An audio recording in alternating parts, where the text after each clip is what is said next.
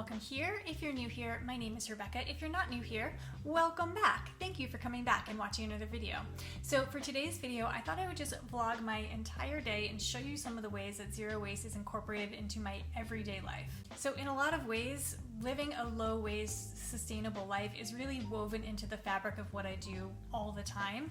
So I figured as I move through my day, anytime that I get to something where I'm doing something that is a little bit more sustainable or zero waste or includes a product that is a little bit more sustainable or zero waste, I figured I would pick up the camera and film it for you. And as I sat down to film this intro, I brought my water over with me and I'm like, I should have started filming this 30 minutes ago so I could have shown you the way that I filter my water in a low waste way. But I'll insert some B-roll here. So instead of buying water in plastic jugs or bottles or even filtering water with plastic pieces like something that would come on a Brita filter, we filter our water with a charcoal stick. This one is made by Kishu. I'm not totally sure I'm saying that correctly, but it's Kishu. I'll link it in the description box down below.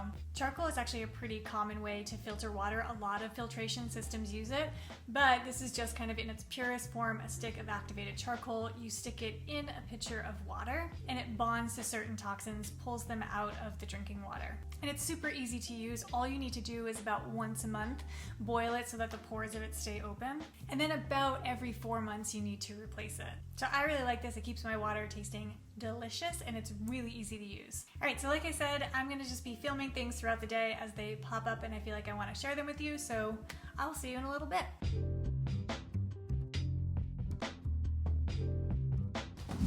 Hi, welcome to my kitchen. So one of the things that I like to do in my kitchen to be a little bit more sustainable is to make some of the things that we typically buy in a package at the store. So for example, a plant-based milk. If you're gonna go into the store and buy that, it typically has been shipped from far away. It's liquid, so it's really heavy. It can have a bigger carbon footprint, and it has a lot of packaging. So I like to make my own. I usually make almond milk. I sometimes will make oat milk as well. So I thought I would show you how I do that. Let me just turn you a little bit.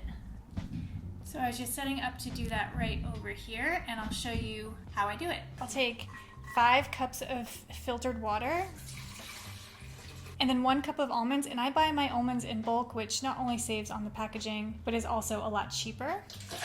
And then I'll blend those up for maybe like 45 seconds or a minute. I have a funnel on here and a nut milk bag, and I'll just pour it through. Hold on, I don't think I can do this one-handed. Let me put you down. Okay, that's better. And I pour it through the nut milk bag.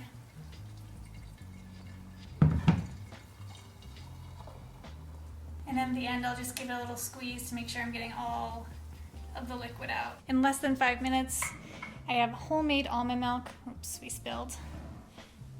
And by the way, who needs paper towels? Just use old hand towels from your bathroom. And then the other thing that I like to make pretty much weekly is peanut butter. So we buy organic peanut stock in bulk. It's a lot cheaper that way. And it's cheaper if you buy like actual peanut stock, which is usually like bits and pieces of the nut. And since I'm gonna grind it up anyways, it doesn't really matter if they're not whole peanuts. And literally all I do is put peanuts in the blender, use a little masher thing, mash them up, and it's peanut butter. And then I usually just save a jar to put it in. This one used to have garlic kraut in it. Actually, this still smells like garlic. Let's pick a different one. So I pick any jar and just put it into here. So in retrospect, I think I should have done this first. Only because when there's water left in here, it sometimes doesn't mix very well with the oils and the peanut. So this might not come out that good. If I were to do it over, I would have made the peanut butter and then the almond milk, but here we are, I've already done it.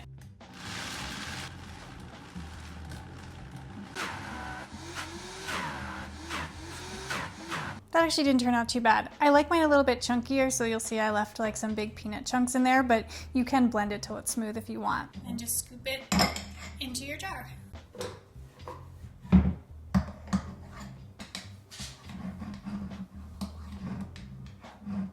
And it's always important to recruit help to clean up chips.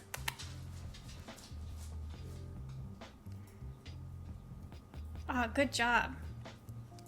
You're hired. So I got a new phone, and as such, I needed a new phone case. And if you follow this channel, you know that I have been using Pila cases for many, many years, and I'm so excited because they are actually sponsoring today's video.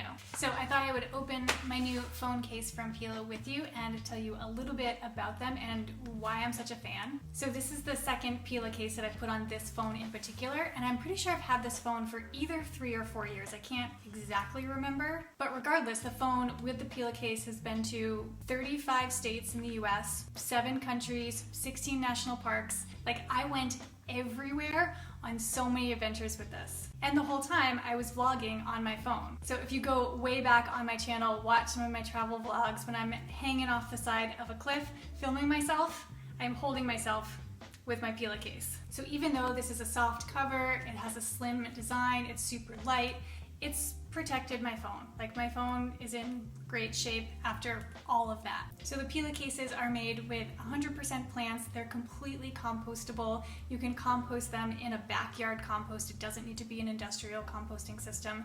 And I actually have composted one of these in my backyard, and I was so impressed with how fast it broke down. After about a month or so, I couldn't even find it in the compost anymore. And Pila is great just as a sustainable company beyond just sort of how they manufacture and ship their goods. They're B Corp certified, and they contribute at least 1% of their sales to an environmental cause every year. So should we open my new case? I'm so excited. I mean, immediately, I love that the packaging is super minimal. This envelope looks like it's completely compostable. So this is what came in the package. We got a little handwritten note in here that's super sweet. Thank you so much for supporting Pila and our mission to make things better for our planet little by little. Love it. And then inside is just a little cardboard thing with some information. And how cute is this design?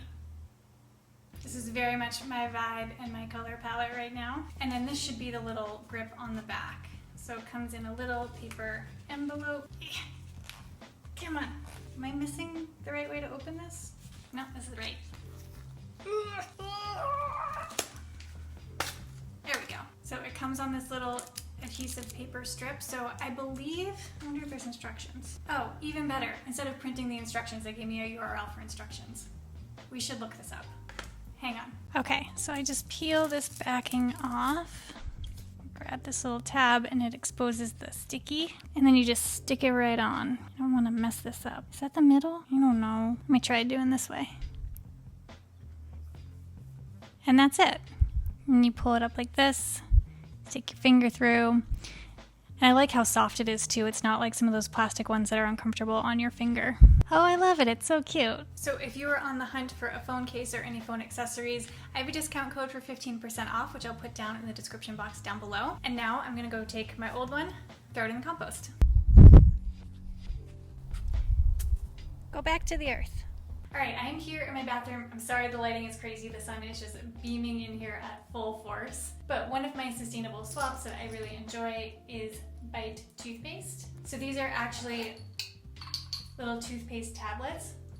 I would bite down on it. I want to wet my toothbrush. I have a brush. Oh, I like the toothbrush too, by the way. A brush with bamboo. That's a good one.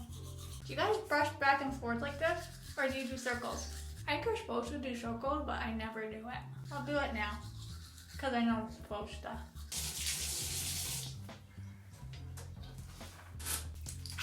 So I like this brand because they send you this glass container one time, and then every 4 months they'll send you like a little paper bag that's filled with the toothpaste tablets that you need for the next 4 months. So the footprint of these is super light. It's better than the plastic tube that toothpaste usually comes in. There's no weird chemicals or ingredients in here.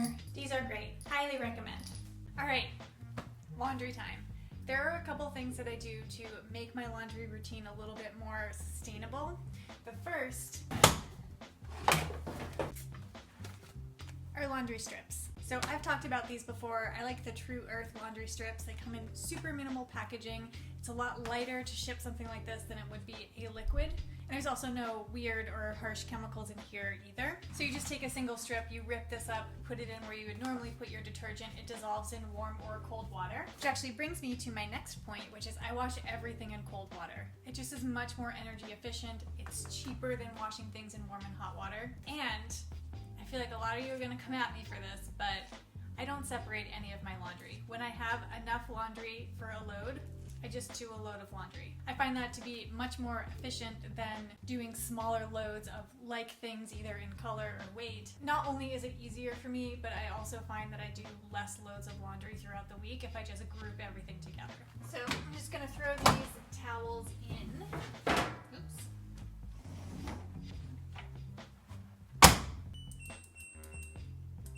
And then make sure I set it to cold water. And then another laundry thing is that I use this laundry stick. This is like a stain stick, but it obviously came in very minimal packaging that I don't even have anymore, and is made from really eco-friendly materials. I'll link this down below because I'm pretty sure I remember where I got it. So if I have something that does have like a really tough stain on it, I'll just rub it with this and some water first, work the stain out a little bit, and then just wash it as normal. Actually, while we're here, do we want to just talk about all of my cleaning stuff? Sorry if the washer is making noises. So in here is where I keep all of the cleaning supplies. So I have the laundry strips in here, but then I also clean with white vinegar a lot.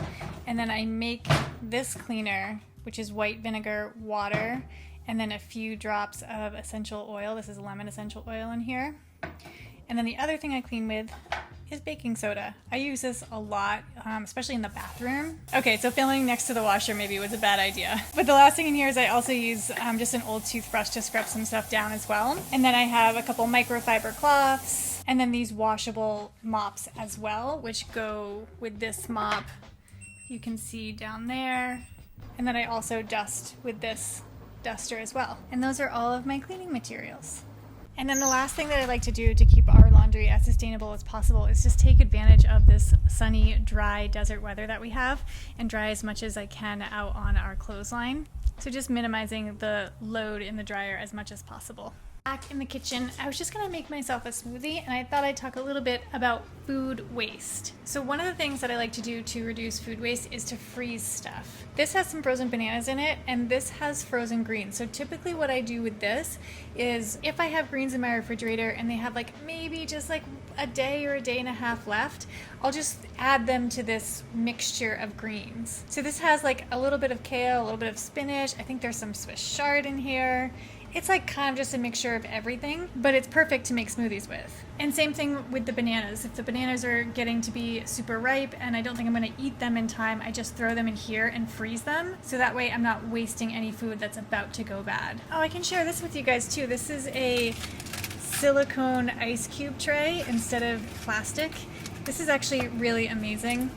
It's a little shattered on top right now. I don't know what happened, but these little cubes are flexible, so you can press them from the bottom up to spit the cube out. I don't need one right now, so I'm not going to take it all the way out, but I'll link this in the description box down below as well. It's made by Peak. And then while we're talking about food waste, I can also share with you, a couple things actually. First, these are strawberries from the farmer's market. So anytime that I get sort of loose produce like this from the farmer's market, I will always dump it out of whatever container they put it in and put it in my own container. Because usually if you do that right while you're standing there and just hand it right back to them, they will reuse it again. So I always bring like these little cloth bags to the farmer's market so that I don't have to use their container. And then the other thing is this veggie bag. I've talked about this before, but essentially all you do is wet this bag and keep it damp, and it'll keep your veggies fresher for so much longer. So I think right now, I just have some green onion in here at the moment, but this goes a long way to reducing your food waste because you can keep things sometimes up to 5 or 6 days longer than you normally would be able to. So I find that we throw away a lot less with that. So I keep thinking of more and more things that I want to share with you. So the other thing that we do to reduce food waste is buy in bulk. So all of these jars in here are things that we've bought in bulk, as well as those containers up there and the jars on the top shelf up there. So when we're talking about food waste specifically, I like to buy in bulk because it allows you to only buy as many as you need. So like with these pistachios, we bought these from the bulk bin at the local grocery store, and we only had to buy as many as we actually needed or wanted. So it's less of a likelihood that things will go bad or stale. And then there's the other side of buying in bulk that's less about food waste and more about packaging waste and just the energy and cost it takes to ship things and manufacture things. So that's buying like very big bags of something like I was talking about with the nuts earlier, or we do the same thing with goji berries. So buying a lot at once in order to save manufacturing, packaging, and shipping. So I'm gonna go ahead and make myself a smoothie. I'm gonna use some of the frozen banana and frozen greens, and then goji berries, chia seeds, some ashwagandha powder, greens powder, and some of the homemade almond milk that we made earlier. This is my favorite smoothie. I make this kind of smoothie all of the time. And it's super hot right now, and I'm really excited about how refreshing this is gonna be.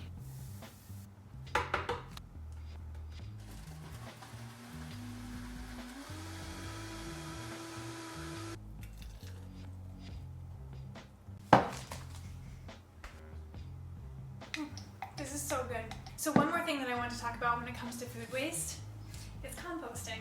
So it's my belief that composting is the #1 thing that you can do, A, to reduce your food waste, but B, just to reduce what goes into a landfill overall. Part of the problem, I think, with composting is it's a little bit intimidating. If you don't have a municipal composting system where you live, you kind of got to figure it out for yourself. And there's lots of videos out there, there's lots of really good YouTube channels, but it's really dependent on where you live, how you make it work for you. But the thing is, even if you feel like it's intimidating, the best thing to do is just start. It's a really forgiving process, and although there's a science to it, it's not exact. But I always recommend to people, if anybody's looking to live a more sustainable life, if they want to be more zero waste in their life, the first thing I recommend is always composting.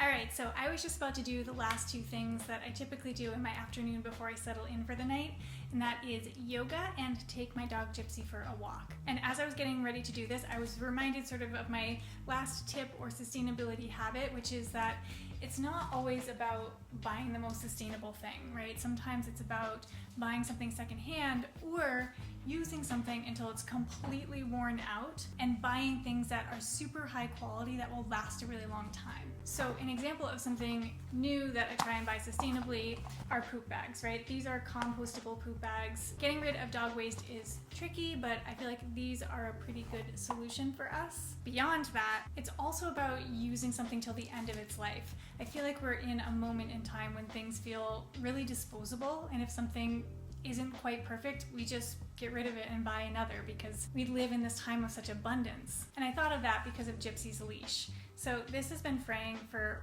quite some time. I think she might have chewed it the first or second week that we had her. And at that point, when it started to fray, we could have easily gotten rid of this and gotten a new one. But instead, I decided to keep it until its life was completely over. And here we are 1.5 years later, and it's still working completely fine. The core of it is really intact, and that's really strong. So I don't need to get rid of this or buy something new because it still completely functions. And then similarly is my yoga mat. And this point is really more about buying things of quality. So I do yoga pretty much every single day. So investing in a mat felt like a worthwhile expense to me. So while this was a little bit more on the expensive side, I've had it for nearly 10 years, maybe over 10 years. And I think about all the time how much more wasteful it would have been to buy a cheaper yoga mat that would have lasted me 16 or 18 months or something like that, and how many yoga mats I would have gone through in that 10 years versus this one that was a little bit more expensive but super quality. So sometimes for things like that, it's worth the investment because in the end it ends up being more sustainable because you keep it for a longer amount of time.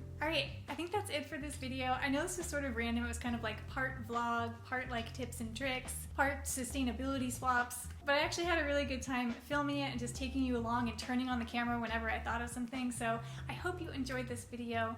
If you did, please make sure to give it a like and subscribe. That helps my channel a lot. And don't forget, discount code for Pila down in the description box if you're in the market for a phone, case, or accessory. Thanks for watching, and I will see you again next Tuesday. Bye, everyone. So when a lot of... Okay. What do I want to say? You can do this. You can do this. Blah, blah, blah, blah, blah, blah, blah. It's too early for filming. Go to your home. What is happening? Oh, why can't I spit it out?